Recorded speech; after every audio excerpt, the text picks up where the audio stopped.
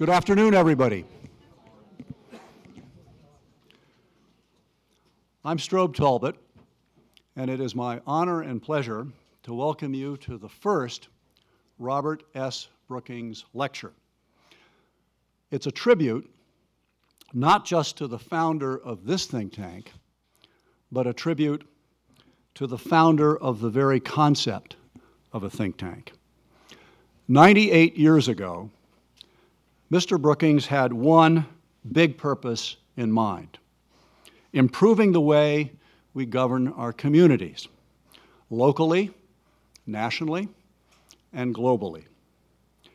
Virtually everything that several generations of scholars have done under the aegis of the Brookings name has been, in some way, related to governance. Therefore, we thought that word should be the theme of this annual lecture. Our hope is that this event will, for a long time to come, provide a platform for distinguished citizens of the world to draw lessons from our past, to assess our prospects in the here and now, and most importantly, to give us their vision of how we should govern ourselves in the future.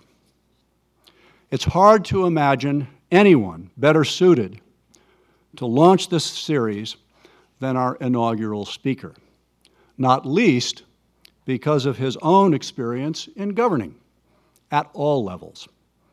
He was governor of his state for 13 years, chief executive of his country for 8 years, and he used his 2 terms in the White House to broaden the scope and raise the efficacy of global governance. It's often been noted that his success as a leader has derived, in large measure, from his ability to connect with people. In other words, he prefers to converse and not to lecture. Hence, the format for this afternoon. It's going to be a conversation, and it will be webcast live around the world, and it will also, via Twitter, give him a chance to answer questions from around the country and the world, which he has so ably helped to lead. With that, please join me in welcoming the 42nd President of the United States, Bill Clinton.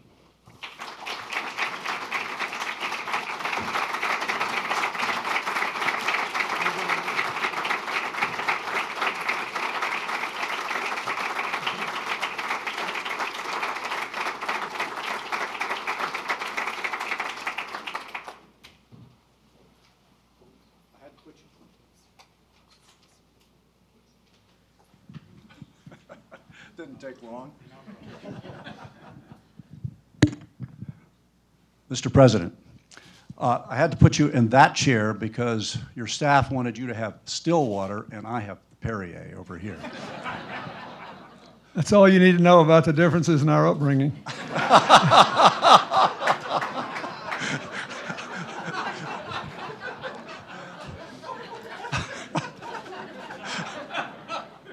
You should probably know we've been making fun of each other for almost 46 years now. Well, it's terrific for you to be willing, after what I know has been a full day, and matter of fact, a couple of full days. You were over at Nancy's place yesterday for what I gather was a terrific event. And of course, you had a fairly somber participation in the 9/11 ceremony today. So it's been a long day, but I think that you will find that this group here and the topic that you have selected for our discussion will be at least intellectual fun. And it'll be immensely edifying for all of us to hear your views. The President, when we were talking about his giving the inaugural Robert S. Brookings lecture, said he wanted to talk about global economic development. And that actually instantly, when I heard the idea, resonated a little bit with what I remember from 1991 and 1992 and how he ascended in his political career to the White House. He had this guy named James Carville working for him, who had a famous sign and a famous slogan, which was, "It's the economy, stupid." And from everything that I have seen of the president as a statesman, which he has continued to be, of course, since he left office, it's another slogan of yours, that it's the global economy, stupid. That getting the global economy right is crucial not just to issues of prosperity, but issues of public health and indeed peace and the sustainability of our planet. And I think for an opening set of remarks, you might reflect a little bit on the transition from being the most powerful political leader in the world to the most influential private citizen in the world through your foundation and the force of your own intellect and personality and energy.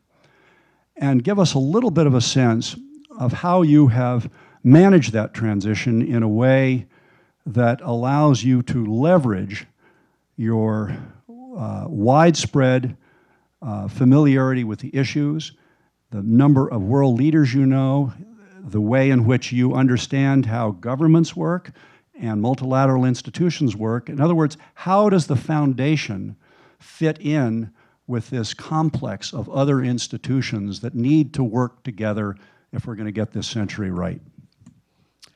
Well, first of all, in the 8 years in which we served together,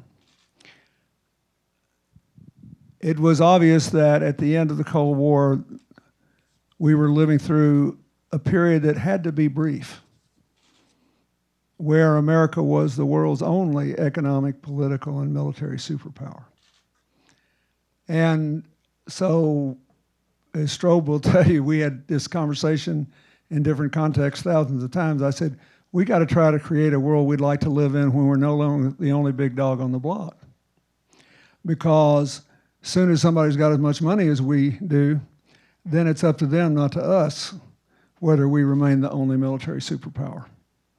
And we're going to have to be more and more competitive, and we're going to have to decide, is this global economy going to be a race to the bottom, a race to the top? Can we create shared prosperity? And the formulation I usually used when I was president is that our goal was to build the forces of global integration and reduce the forces of disintegration, or at least to try to confine their destructive impact. When I left office, I wanted to do things, not just to talk, and I wanted to work in areas that I cared about when I was president, where I thought I could still have an influence. There are a lot of things I care about that I still care about, but I don't have anything to do with it, really, unless I'm asked to do something specific, like the trip I took to North Korea or something like that. So I set up this foundation knowing that it's one of the great good news stories of the latter 5 years of the 20th century and to today is the growth, the explosion of the non-governmental organization. The Indians have incorporated about 1 million of them, and over 500,000 are quite active still. We have more than 1 million in America, half of them established since 1995. And I started really at Hillary's urging when I was president, meeting with NGO leaders when I went to foreign countries, because she had been involved in non-governmental organizations from the time we were in law school together. And I noticed that sometimes it gave the government's heartburn that I was meeting with these NGOs. But historically, NGOs have tried to do 2 or 3 things. One is, if you look at the traditional operation in America, to step into the gaps in society between what the private sector can produce and the government can provide. First NGO in America was established before we became a country. It was the volunteer fire department Benjamin Franklin put together in Philadelphia, because you couldn't make a living running a fire department because half the houses were wooden, and by the time you got there it was gone. The guy didn't have any money to pay you, and there was not a sufficient tax base to build a professional fire department. Hillary and I live in a 115-year-old farmhouse in Chappaqua, New York, still protected by a volunteer fire department. Thank God it's only a mile away from the house, so we got a fighting chance. In the latter half of probably the last 20 to 25 years of the last century, NGOs also became the repository of people who believed in expanding freedom of expression and reducing arbitrary government power, advocating for human rights, and other manifestations of it, including educational opportunities for women and girls and a whole range of other issues. And then, driven, I believe, primarily by the establishment of the Gates Foundation, which is the biggest one in the world, but also in many ways the best. It's not an operating foundation, it's a grant-making foundation, but they're really good at it. And by the work that our foundation has tried to do. Increasingly, NGOs tried to work with governments and with the private sector to form partnerships to do things faster, quicker, and better than they would otherwise be done. Because if you're an NGO, unlike a business, you don't have to turn a profit every quarter, you just got to balance the books. And unlike the government, you don't have to be embarrassed by failure, which is a terrible constraint in all political cultures. We should promote constructive failure. As long as people are not ashamed to admit it, identify it early, and move quickly to change. Because a lot of these things don't have easy answers, a lot of these problems we face today. So that's what our foundation does. I tell every young person that works for us, somebody asks you what we do, tell them we're in the how business. We try to figure out how to do things faster, better, at lower cost than they're being done, and do it with government and the private sector, hopefully working ourselves out of a job in various places. And it's been an interesting run. I have concluded from all this work we've done since I left the White House that what I was trying to do when I was president was right, but it's harder now and more important. That is, the world is more interdependent, growing more so every day, and power is more diffuse in ways that are both positive and negative. So we should be trying to build a world with greater shared opportunities and prosperity and greater shared responsibilities at a time when there are three dramatic forces working against that. The inequality in access to education, health care, capital to start a business, and jobs that earn incomes. In many cases, for young people around the world, jobs altogether. Remember, when Tahrir Square happened, Egypt had gone through several years in which their university system had produced every year 400,000 graduates with nowhere near 400,000 jobs a year commensurate with their training and educational level. A lot of the political upheaval you've seen in America in the last dozen years is the direct result of the fact that median family income is about what it was the day I left office, while basic costs have continued to rise. There was a report in the press last week that said that for the first time since the end of World War II, we may not be the most prosperous middle-class country in the world. It may be that the middle quintile in Canada now has a higher real income than we do. It's been for several decades, people in the bottom 30% or so have done better in Norway and a number of other countries, mostly in Northern Europe. And I might say they've been productive and successful while doing so. So there's this inequality is a terrible constraint on growth and prosperity, and it feeds in to the next problem, which is there's too much instability that's coming in two ways. One, obviously from the threat of political upheaval from non-state actors, but also from the alienation people feel from organizations that otherwise we would rely on to organize our affairs and reach good outcomes and share the future. I expect some of these ultra-nationalist, anti-EU parties to do quite well in the coming European parliamentary elections. And you might say, well, it's just a dry run. Everybody knows it doesn't have any real consequences, but it shows you where people are. Identity becomes constricted in the face of fear and want. And we're all more vulnerable than wanting to just hang with our crowd if we think that the world beyond our crowd is a hostile one to our aspirations and our children's future. And you can see identity politics, whether it's the ridiculous actions of Boko Haram, taking those young women out of school. I still can't figure out, and I ought to be able to, but I still can't figure out how anybody can think that the main purpose of religion is to keep girls in their place. But anyway, it's an identity thing.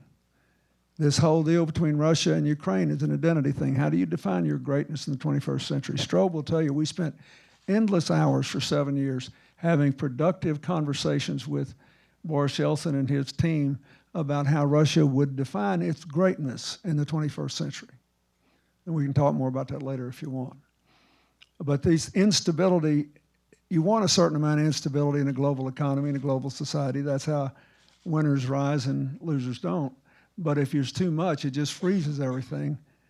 And it reinforces these negative forces that the global economic slowdown has unleashed.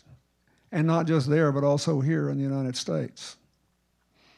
And finally, climate change and the destruction of local resources, quality air in China, untold acres of farmland now too polluted to grow crops on there, and other manifestations throughout the world. When I started working in Haiti, the per capita fish consumption in Haiti was 1/10 what it was in Jamaica. And yet it was the only practical source of non-plant-based protein that they had. And we couldn't have any fish catches anywhere near the coast because of all the pollution runoff contaminating the waters right around the coast. It's a huge problem. So if you ask me what my position is on anything, I will immediately ask myself, will this increase the positive forces of our interdependence and decrease inequality, instability, and the climate-related problems? If it will, I'm for it. If it won't, I'm not. The last thing I want to say is this. None of the challenges facing the world are unmanageable, except through the paralysis of interests and identity. Objectively, there are answers that are quite acceptable to nearly all these things.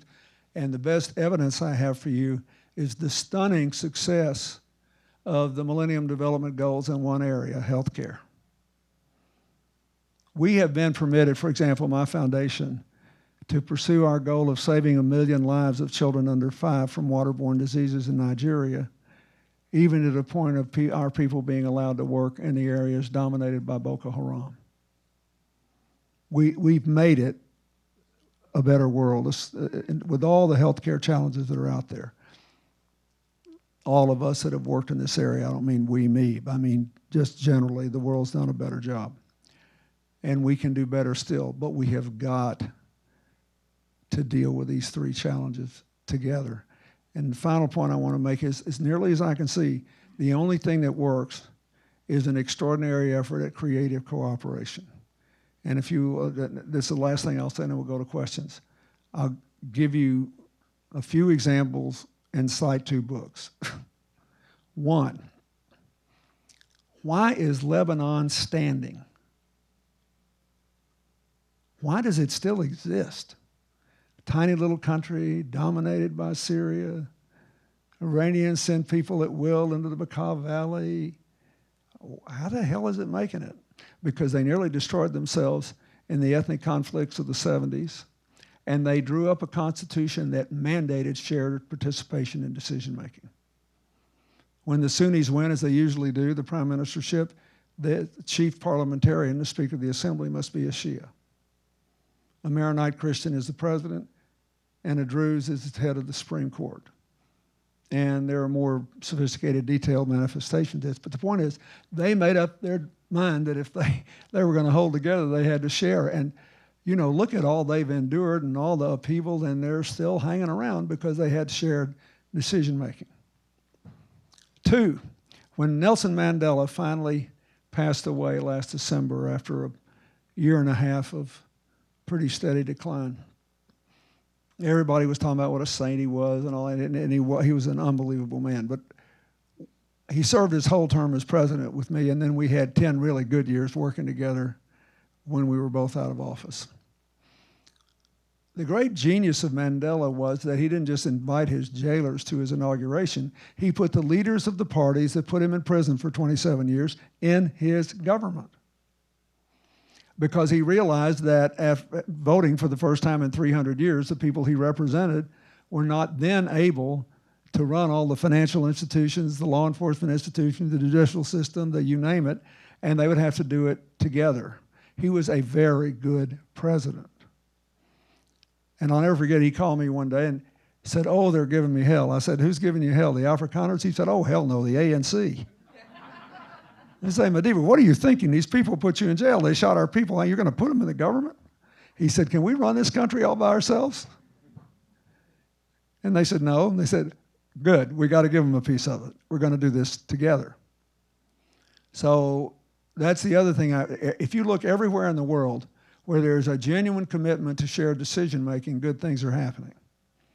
If you look at Iraq, which tries it and does well and then said, "I don't think so," and goes back to divided government, or if you look at the terrible opportunity that the Muslim Brotherhood blew after suffering for decades, and then they were finally given the chance to govern, and they blew it in Egypt. It's a good example of what happens if you try to row your own boat in a complex environment without any kind of partnership or shared decision-making. 2 books. One, The Next American Economy by William J. Holstein, draws profiles of communities that are doing better now than they did before the financial meltdown. They only have one thing in common. They have complex networks of cooperation that cross business, government, NGO lines, that cross political lines, that cross racial, ethnic, and religious lines. They have thick networks of cooperation. 2, my favorite political book in the last 3 years is the Nobel Prize-winning microbiologist E.O. Wilson's last book, which he wrote at 87, he's 90 or 91 now, called The Social Conquest of Earth. And Wilson says, if you look at the history of all life on the planet, not just human life, there are clearly 4 dominant species: ants, termites, bees, and people. And the only thing they have in common is these are the most sophisticated cooperators. And miracle of miracles, ants, termites, and bees do it without brains. They evolved to do it. The good news is that people are better at it because we have consciousness and conscience. The bad news is because we have consciousness and conscience, we sometimes think we're smarter than we are, and we resist evident imperatives, so we always put ourselves at peril before we finally do the right thing. But Wilson, he said, "I realized most of my life I've sounded like Chicken Little, the sky's falling on resource destruction and climate change and all this. But on balance, I'm pretty optimistic because we haven't lost the instinct for cooperation. This economic adversity the world's facing, our inability to do sensible nation building, the vacuums that are created as a result, and the identity politics that rise as a result threaten that.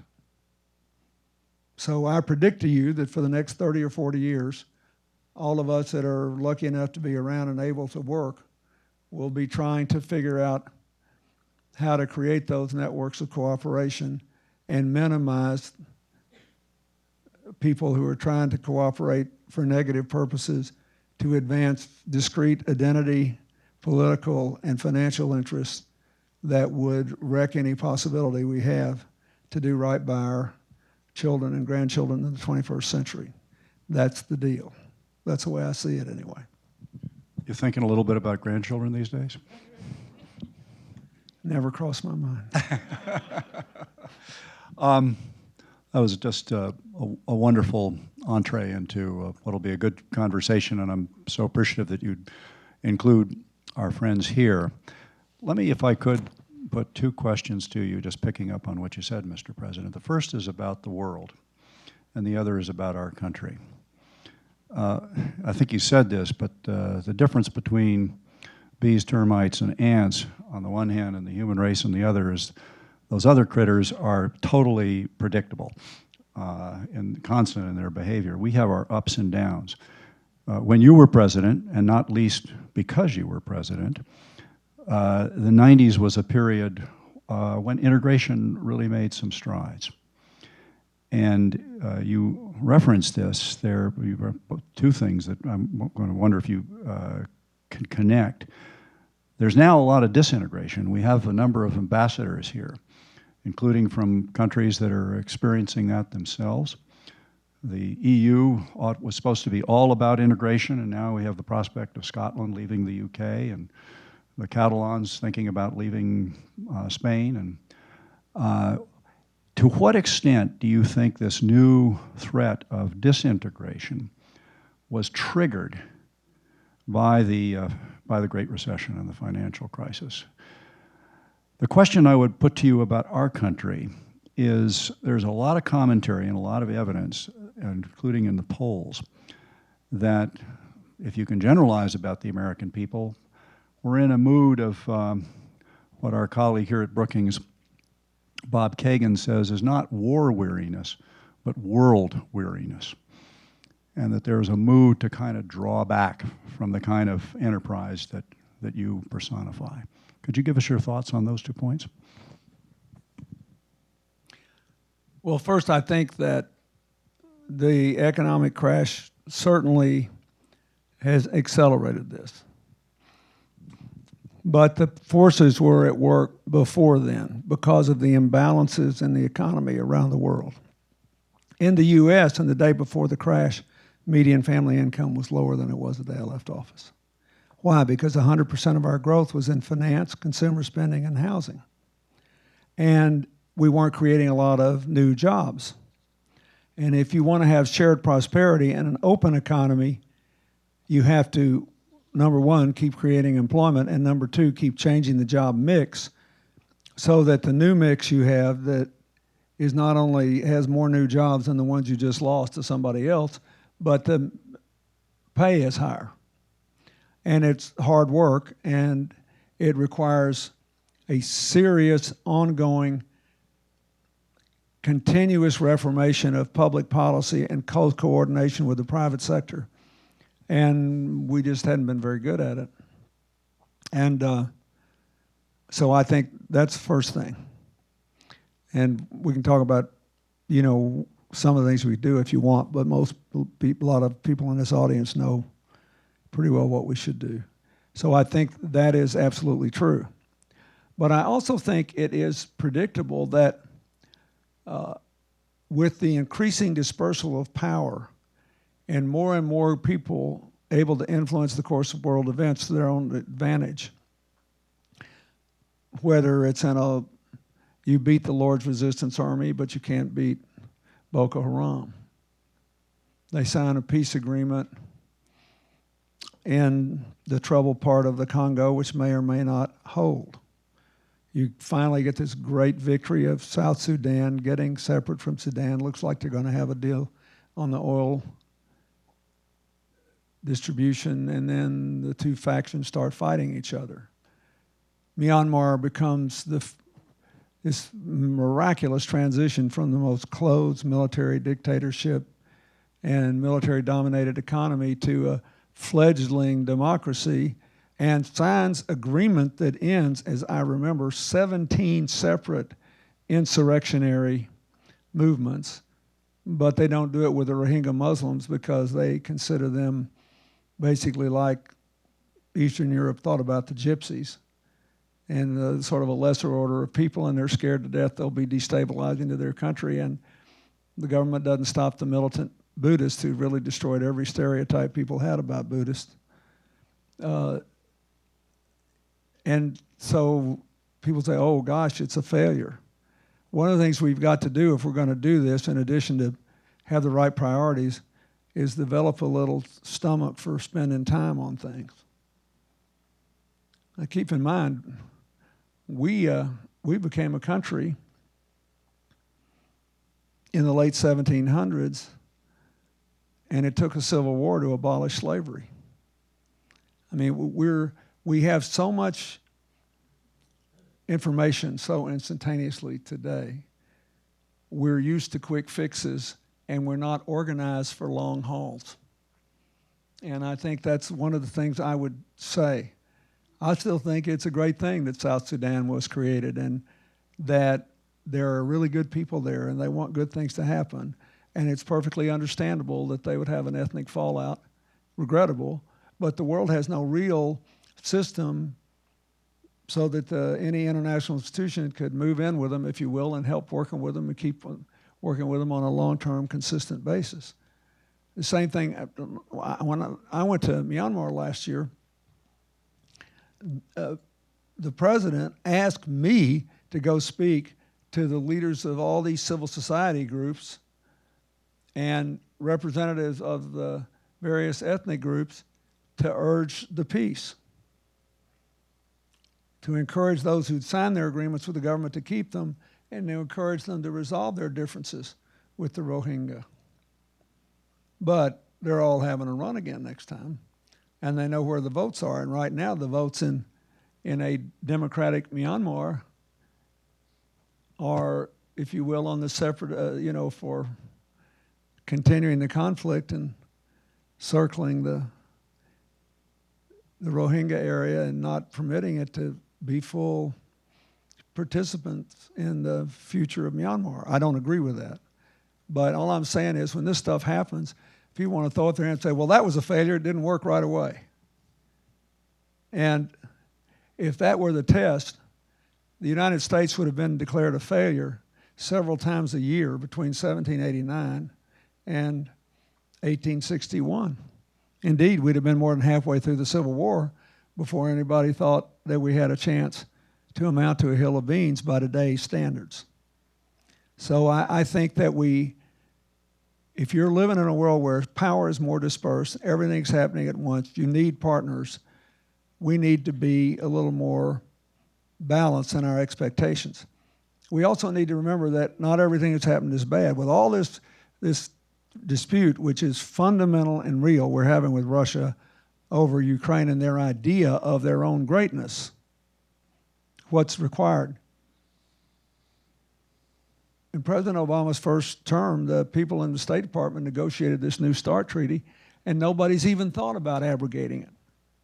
There hasn't been a whiff of indication that Russia wouldn't honor it and that we wouldn't too. The reason these negotiations with Iran have any chance at all to succeed is that Russia and China did not block the stronger sanctions that the global community imposed on them. They wouldn't. Mr. Rouhani would not be the president of Iran today if it hadn't been for those sanctions. I don't think there's any question about it. And, it may not work. But I actually read the terms under which these negotiations proceed. Maybe the Europeans will bug out on reimposing the sanctions if the talks fail, but they'll have to violate the agreement they themselves have signed. And so I don't think, it's not like nothing good's happening. And this is a complicated time. And I do think, to go back to your original talk, that point, if we could raise the global growth rate by a couple of points and get a slightly more shared prosperity, I think you'd have more appetite in America for seeing us do what we need to do overseas, and I think the rest of the world would be more optimistic. I think it's encouraging that young people are as optimistic as they are, given the shortage of jobs for young people all over the world. They still believe that they can make the future better than the present. Do you going back to the mood of the American people, do you think that the polls are right? Do you sense in your travels around the country that there is this world weariness on the part of the American people? Yeah, but you would have it too if instead of doing what you do, you sold furniture in Little Rock. I mean, no, I mean, so all your kids are coming home, and you know 5 families that have sons or daughters that were wounded in Iraq or Afghanistan. You know 2 who lost their children there. You know that at the turn of the century, we had a surplus for paying down our debt, and we had money to invest in ourselves in the future, and now we're told we don't have enough money for anything, and we can't pay our bills, and besides, it doesn't seem to work, because look at all these problems. And this, on the other hand, I would not recommend that as a course of action for any president, because what people really hire you to do is make things work. And if in foreign policy, if you know that something is necessary for the well-being of America, you got to do it. But yes, people are tired, but they're tired because they're worried about their own affairs. So we have to explain to them that a lot of these things are necessary to do to create opportunity for Americans, to keep our own system going. I feel the same way about immigration reform in America, but yeah, they're tired. But let me remind you, Strobe, when we trundled off to Vancouver for our first international meeting in April of 1993 with Boris Yeltsin, and I had put together a $24 billion aid package for him so that he could afford to bring the Russian troops home. This is before they got all that energy money. They literally could not afford to bring their troops home from the Baltic states and house them. And it was some of the best money we ever spent. And it showed our good faith, and we didn't spend all of it. We just had to put together the whole deal. The people, when I went, were 74% against it.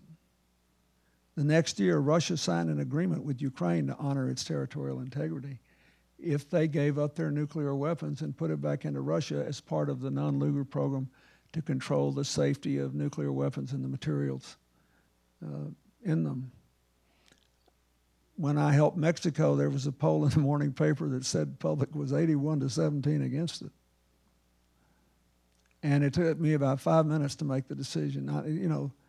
They hire you to make these decisions. And if I had said, no, I'm not going to help them, and we'd had another 1 million illegal immigrants every year and more drugs coming across the border, and not just in Mexico, but every Latin American country was full of people that hated our guts because they thought we turned away from our neighbor and broke them when we could have helped them easily. 2 years later, people would have said, you fool, why didn't you do that? And my answer is there was a poll in the morning paper that said by 81-17, you guys are against it. You can't do that. So, yes, they're world weary, and yes, we should be wary of large military commitments, but there are other ways to deploy our power and influence other than having the kind of deployments that were required in Afghanistan and that we decided to put into Iraq. And we still got to, I think, be vigorously involved. We got to keep trying to put the world together. There's plenty of people working to tear it apart. It's as simple as that. And if we don't do it, we'll pay a terrible price for it. And we don't have to win every time. I'll just give you one other example. In the 8 years that I worked on the Middle East peace, we almost got a deal. There's been at least one leader of an Arab country who has told me in the last 5 years that he felt he owed me an apology for not forcing the Palestinians to try to take that deal. He said, I should have been caught doing that. And we were all scared of being criticized. He said, it's so much better than anything they're talking about now. But you know what? In the next 4 years, when President Bush was discouraged before he announced the roadmap and actually started working on it, 3 times as many Palestinians and Israelis died from violent actions in that 4-year period than in the 8 years we were there. That's another thing. You've got to be careful how you measure success. You can't want a peace for somebody more than they want it for themselves. You can't want an agreement for somebody. But usually when we're involved in a progressive and sensible way, fewer people die. And there's something to be said for fewer people dying.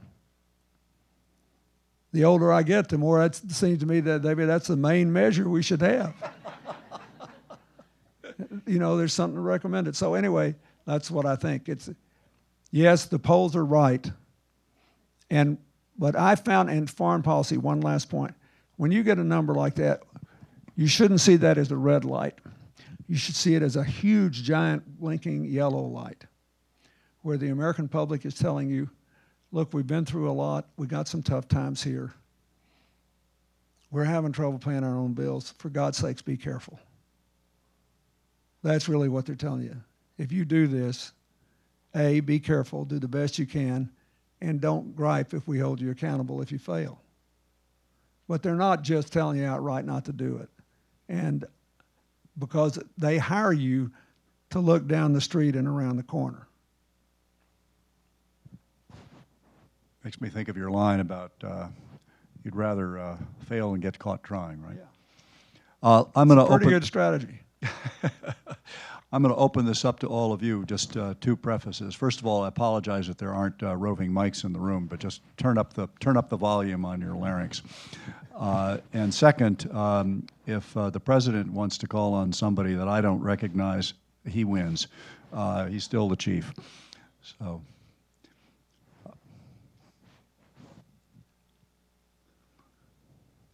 Come on. You go ahead. Well, Alex, you are going to get a mic after all. Oh. Mr. President, you mentioned your conversations with Yeltsin on the future of Russia. Do you want to elaborate on that a bit? Yeah. First of all, you can't be president of Russia unless you're deeply patriotic in a traditional sense. You can't get elected and you can't serve. They're very proud of their heritage, their history. In the Kremlin, the president's formal office is an Oval Office. And you can learn a great deal about what the president thinks by looking at the statues or paintings that the president chooses to have in there. And Yeltsin had Peter the Great and Alexander II and Catherine the Great. Alexander II freed the serfs. Yeltsin was a working man's president and very much underrated in current times. And he hated communism. He came from a family of small farmers. And he didn't like playing a weak hand. And we had our problems with him. They rushed in, took over the airport in Pristina. Remember, we were. He was indisposed at the time that happened. Yeah, that's what they say. He knew what he was doing. But I believed that I could talk him into sharing the future. And I believed that they'd be better off. The real debate in Ukraine, as opposed to the power grab, was really rooted in how Russia sees its greatness. I think President Putin believes if he can form an economic and political union all along his southern underbelly as far east as he can reach and as far west as he can go, that he thinks they'll be more secure and they'll be more prosperous and they'll have a lot more political swat. And I think that he's not particularly concerned about the actual lives of the people in those other countries. I never met a Ukrainian, and I've talked to a lot of the reformers. And we run my foundation does the AIDS program in Ukraine. And I've been there a lot. I never met a single Ukrainian that wanted to have a bad relationship with Russia. I mean, look at the map. What they wanted was not to be under the thumb of Russia. And they believed that if they could build a modern state, they realized that they had flaws in their own political system, that they could be a bridge between Europe and Russia, and that it would benefit both Europe and Russia, and obviously in the process, Ukraine. President Putin didn't like that bridge deal much. He thought it was the West moving closer to Russia's border, as if we were in economic and geopolitical terms, refighting the Napoleonic Wars or Hitler's invasion. And as long as he's got plenty of oil and gas money, he can play this, in effect, 19th century great power card. But if I were he, I remember when Mr. Medvedev went to Silicon Valley. You remember when he was president, he went to Silicon Valley and he said, we ought to have a Silicon Valley in Moscow. I think that's a better prescription. Here's why. For years and years, IBM has sponsored an international contest on solving complex computing problems. This contest is open to teams from any university in the world. So when all this Ukrainian thing blew up, I asked my staff to go pull me the results of the contest in the last 6 years. I said, give me the top 4 finishers in the last 6 years. Russia's the only country that has had somebody in the top 4 in every one of those 6 years. In 3 of those 6 years, Russia had 2 of the top 4s. In 1, they had 3 of the top 4. Nobody gets close. If I had that kind of brain power, I would not shoehorn those people into committing cyber terrorism or cyber intelligence work against everybody else in the world and trying to control my borders. I'd be trying to win the world race in brain power. And that requires an open society and partnerships and working together, not seeing anybody who's not Russian with a somehow negative reference. But that's the debate they still, right now they can resolve it in favor of traditional great power politics because of because it's popular in Russia and because they got plenty of energy money. But I remember once we had this discussion about expanding NATO, and it tickles me when I see the apologists for what happened in Ukraine saying this is all Bill Clinton's fault because he expanded NATO and he hurt Russia's feelings or humiliated them or something. And I was having this argument with Yeltsin one time, and I looked at him and I said, look me in the eye. We've been working together for all these years. You look me in the eye and tell me you think I'd use an air base in eastern Poland to bomb Russia. You don't believe that, do you? And he started laughing. He said, of course not, but a lot of little old ladies in Russia do. And he said, you got to understand. Yeltsin taught me a lot. He said, Bill, countries are like people. They have psychologies. They have hopes and fears and dreams and nightmares. And you've never been invaded, so you don't know. But for all the blame Ukraine on America crowd and the expansion of NATO, I will listen to that debate when you find me one Pole or one person from the Baltic states who, given the current state of affairs, is sorry that they're in NATO. Nancy.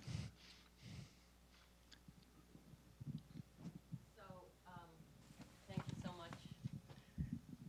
Thank you, Mr. President.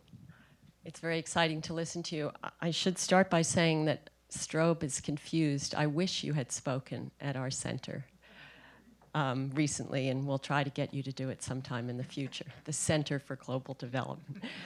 So I wanted to ask, I want to remind all of us, you know this very well, that the great victory of the last 10 years has been the tremendous growth in many countries like China, India, Brazil, huge numbers of people escaping poverty. The tension that it's created for the US has to do with, in particular, China, but there are other rising powers.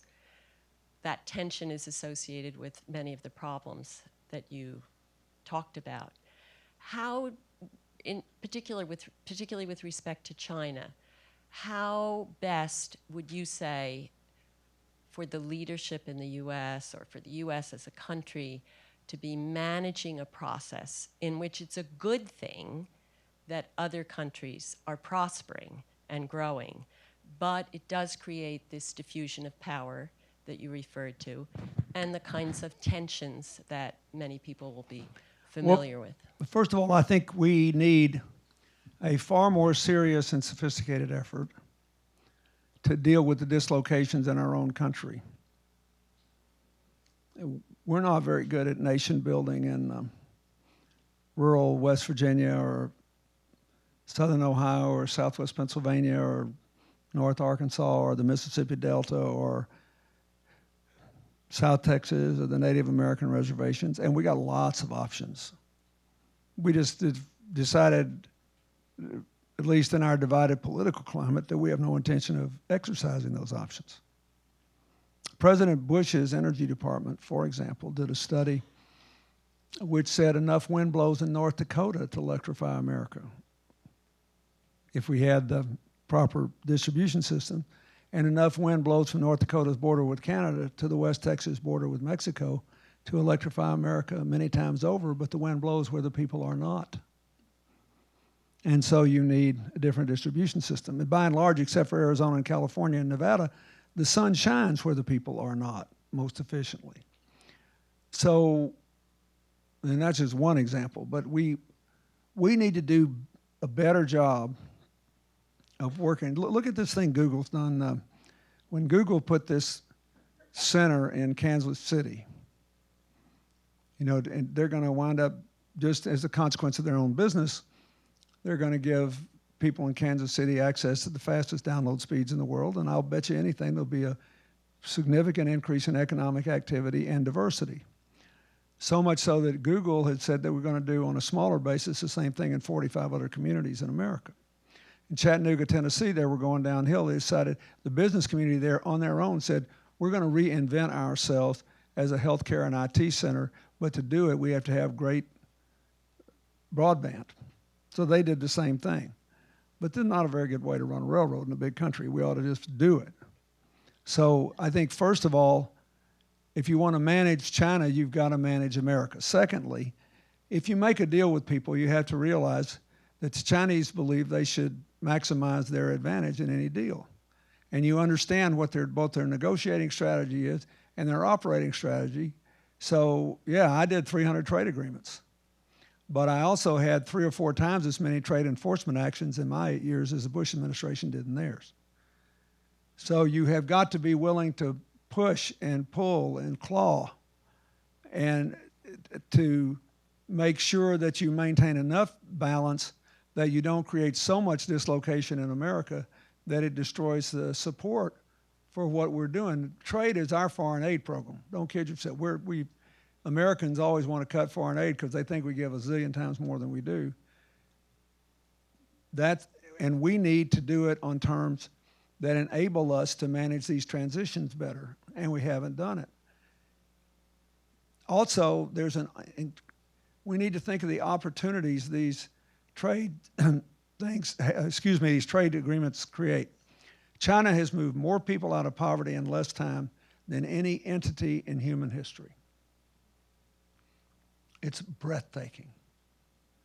And whatever differences we have with them, we should honor that.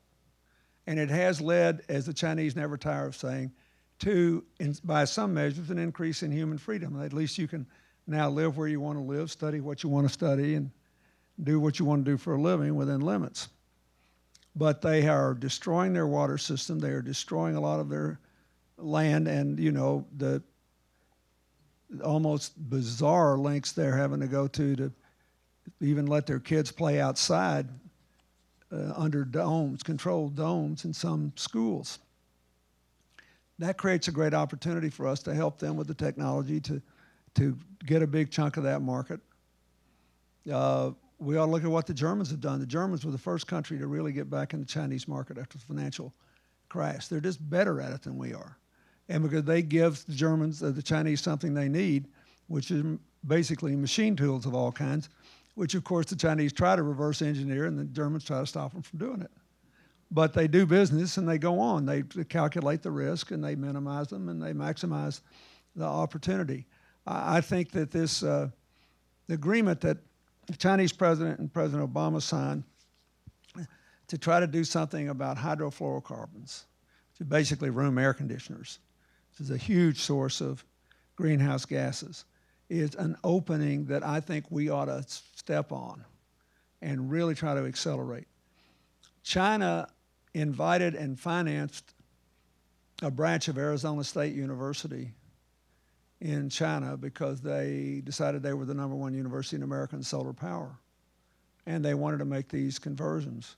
we ought to do some joint projects with China, both in China and around the world, and solar and wind and these things that we all know we need to do. We don't have a strategy. We're not good at helping people. We're not as good as we could be at helping people who are dislocated in our own country. And so there's a lot of these voters out here that my party loses in small town and rural America. As one guy said to me the other day from North Arkansas, I called him on the phone and I said, "We're really going to get killed up there in this election?" He said, "I don't know." He said, "I've been out here talking, and they say, I know the Republicans aren't going to do anything for me, but the Democrats aren't either, and the Republicans don't seem like they're going to do anything to me." Now, I'm just saying that there is no affirmative. If there is no affirmative strategy for people that we act like we don't exist, you can't blame them if they either opt out or try to vote you out. And more to the point, there's a huge number, we're talking millions of Americans who are not part of a productive economy.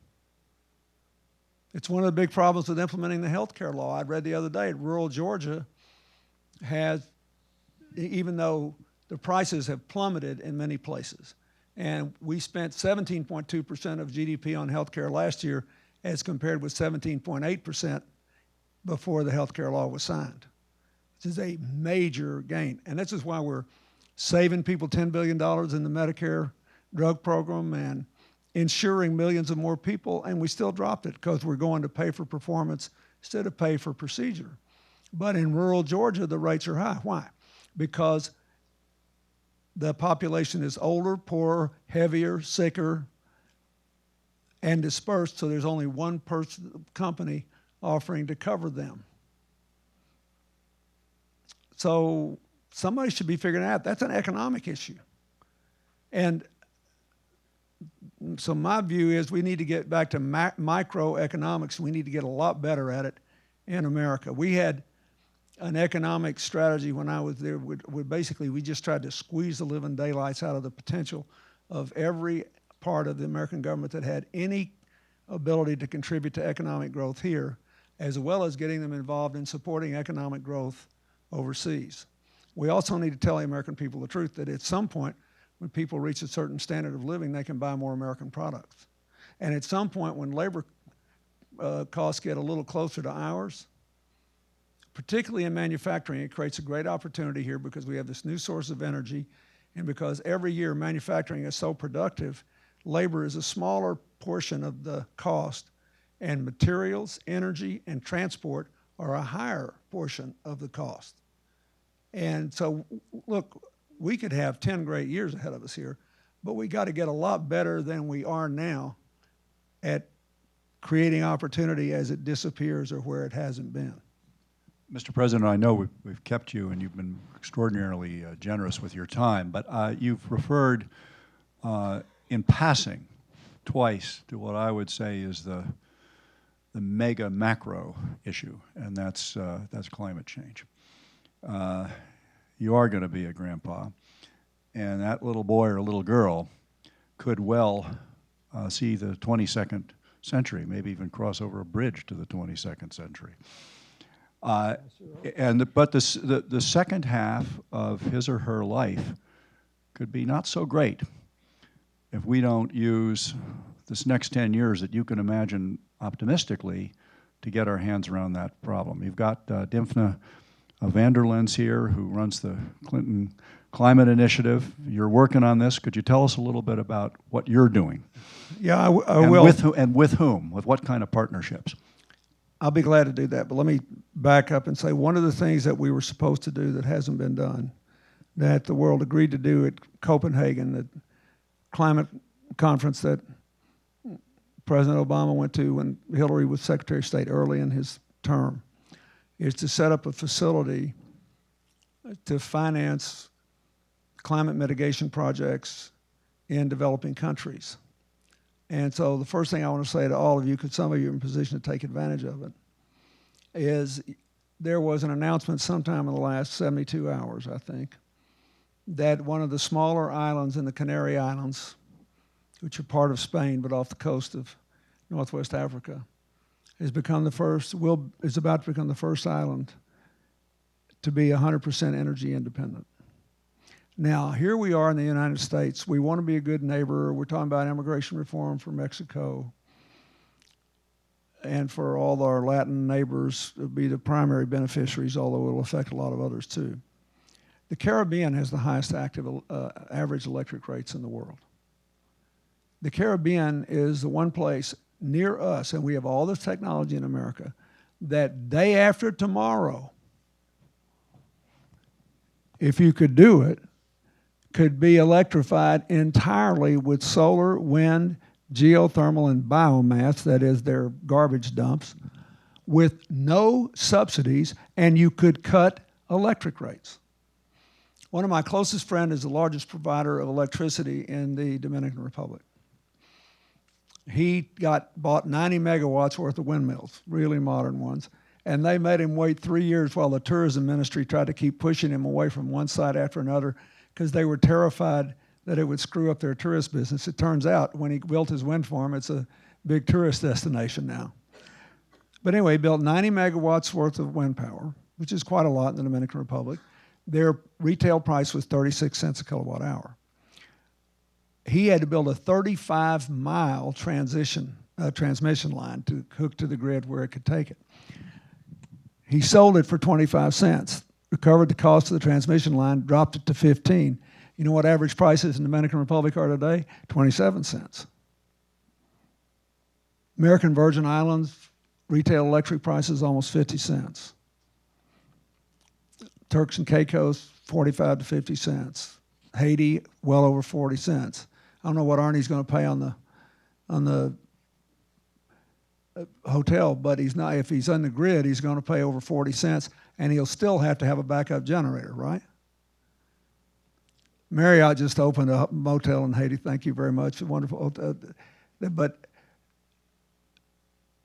we could do this day after tomorrow and make America's contribution on this with no government subsidies, which should be attractive to the conservatives in Congress, and we get our money back and make a fortune. So there are all these opportunities out there that are good economics that I think we're nuts not to seize. So what we try to do is to do that. We helped Los Angeles replace 140,000 streetlights. They save $10 million a year on their bill. I've got a 110-year-old railroad station on the grounds of my presidential library. I just made it the oldest Leeds building in America. We're going to save $30,000 a year in that one little building on electric bills. When we worked on the Empire State Building project, kept 275 people working full-time in the building for 2 years, and cut their utility use 40% and their greenhouse gases. In America, the real money is still in building retrofits and the quicker payback. And we just scratched the surface of it because we need government financing to effect an orderly transition. Why do we need that? Because everything is organized here around centralized power stations with coal or nuclear primarily, although there's some natural gas. And if you build a coal-fired power plant, you don't have to worry about the financing because under state law, you can get 20 years to finance it. In most states, if you build a nuclear plant, you get 30 years to finance it. There is no solar array that I am aware of now that can't be paid off in 15 years. But people say, oh, it's not economical. Why? Because you're supposed to pay for it all up front, and everybody else gets to pay through the nose for 20 years for another alternative. So there are a lot. That's what I think we should do. So anyway, we do projects that we can do in America. We'll never be at scale because we don't have that much money. But what we try to do is we say, look at this, do this. And then around the world, we have done a lot of work on avoided deforestation. I think the project we did in Guyana is probably the best one that's been done anywhere. It's funded by the Norwegians and others. It's been a great project. We've got a project going in Indonesia now. And the Indonesian rainforest is very important to all of us. We've got a good project going in Kenya, where their forest cover got down under 2% again, and we're trying to run it back up. We've worked with a lot of South American cities that are really good, the Brazilians especially, but also Lima, Peru, lots of Bogota, on urban transits that are clean transit. And what I'm trying to do is just do enough projects that prove this is good economics. That's all we can do. We don't have the sweep. I don't have billions of dollars to do this. I got to go finance every single one of them. But in Haiti, I helped Paul Farmer and Partners in Health build a new teaching hospital at Mirabile. It has 1,800 solar panels on it. It is the largest solar building in the Caribbean. And hospitals gobble energy. It still produces a surplus, which we feed into the grid. And so I think we need a lot less talking and a lot more doing in this energy stuff. There's all this stuff out there. Every Native American reservation, I want to compliment the Interior Department, finally is really getting some movement on this. But the Native American tribes in America with gambling are the richest Americans on a per capita basis. And they tend to share the wealth a little better than the rest of us do. The Native American tribes without gambling are the poorest Americans on a per capita basis. Virtually 100% of the tribal lands without gambling are in places that are too sparsely populated to attract gamblers. But they got a lot of sun and wind. And we should have a financing mechanism for the tribes that includes distribution centers. And again, they're trying to do this, but it's one project at a time, pushing the rock up the hill because we haven't taken it seriously. And I'll just give you one last example. You keep reading about, probably you've read if you're interested in it, Puerto Rico's had a lot of financial problems lately. One of the big reasons Puerto Rico's had a lot of financial problems is they pay over 40 cents a kilowatt hour for electricity, and here's how it works. They import the oil. It's dirty, heavy, polluting oil to burn all their electricity.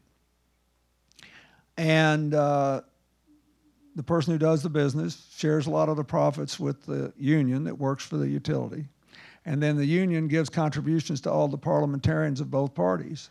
So nobody wants to change the deal. Now we got a big solar project going down there now, but we could be doing, it's ridiculous. Puerto Rico is part of America. And I remember we used to have this huge tax credit, which some of you may have once taken advantage of, to try to get primarily the pharmaceutical industry to go down there. And pretty soon the tax credit was no good anyway because labor was not the big problem. Power was the problem. And so I've been trying to help the governor and the government of Puerto Rico to do this. But I mean, these things, I have never in my life seen so many economical opportunities go begging because yesterday's economy is organized with ready-made finance that is better than we need to compete. Otherwise, I don't have strong feelings about this. You know, Mr. President, I'm going to wrap this up with a heavy heart in a way. But I do have to just make an observation, and I suspect pretty much everybody in the room shares this in one way or another. We in the think tank business pride ourselves, or at least aspire to be proud of ourselves, on basing our work, our research, our analysis, our recommendations on facts, on empirical data. Boy, have you got a lot of facts. Talk about a combination of a big brain, big heart, big achievements, big hope, and big data.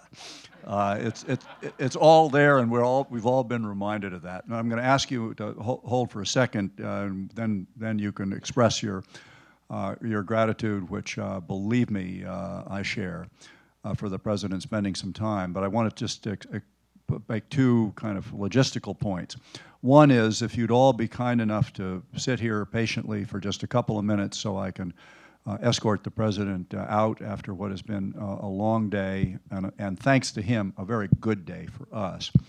And then we're going to have a discussion with some of our top scholars in the room next door, and there are even some refreshments. So please do join me in thanking President Clinton for getting this lecture series off to a fabulous start. Thank you. Thank you.